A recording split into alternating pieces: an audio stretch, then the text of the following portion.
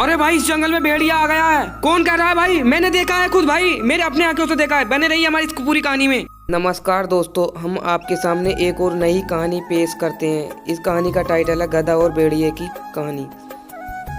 जंगल के पास एक घास का मैदान था। एक मोटा ताजा गधा रोज वह हरी घास चरने आया करता था।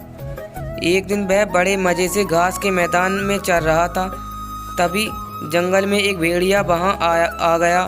वह शिकार की तलाश में निकला था। उसे बड़े जोरों की भूख लगी थी। गधे को देख वह बड़ा खुश हुआ और सोचने लगा, इस गधे का शिकार कर कई दिनों के भोजन का बंदोबस्त हो जाएगा। वह अफसर की ताकत में एक पेड़ के पीछे छिप गया और गधे पर नज़र रखने लगा। घास भरते चरते गधे ने उसे देख लिया था और वह समझ गया था कि भेड़िया उसे मारने की फिराक में है। वह यह सोच ही रहा था कि भेड़िया उसकी ओर आने लगा। जान बचाने के लिए गधे ने एक युक्ति लगाई और वह लंगड़ाकर चलने लगा। उसे यूं ही लंगड़ाकर चलते देख भेड़िए ने पूछा, क्यों, क्या बात है? तुम यूं लंगड़ाकर क्यों चल रहे हो?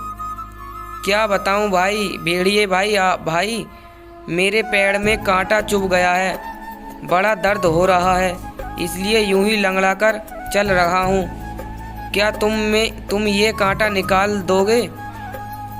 मैं भेड़िया चकित होकर बोला, मैं जानता हूँ भेड़िए भाई, तुम मुझे खाने के बारे में सोच रहे हो, मगर जब तुम मुझे खाओगे तब ये कांटा तुम्हारे गले में अटक सकता है, इसलिए इसे निकालना जरूरी है। भेड़िए ने सोचा, गधा सही कह रहा है, खाते समय मैं बेकार की मुसीबत क्यों मोल लूं, इसका कांटा निकाल ही देता हूं, फिर इसे मारकर मज़े से खाऊंगा।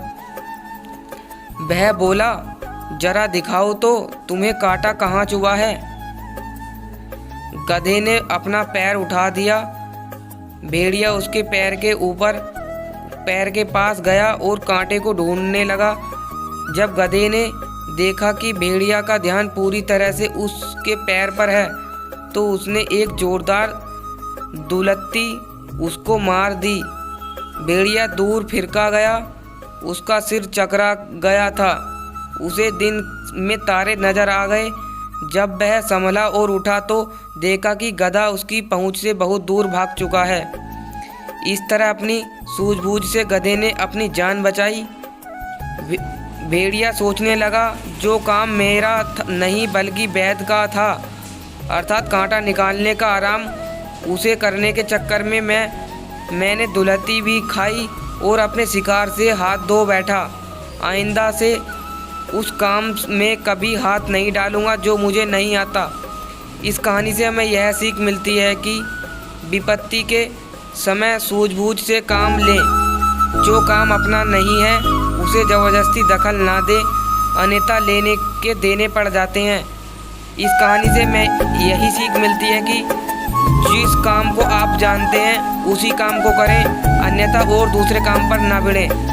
अगर आपको हमारी वीडियो अच्छी लगे तो वीडियो को लाइक एंड चैनल को सब्सक्राइब कर देना और कमेंट में करके हमें यह बता देना आपको हमारी सभी कहानियों में से सबसे फेवरेट कहानी कौन सी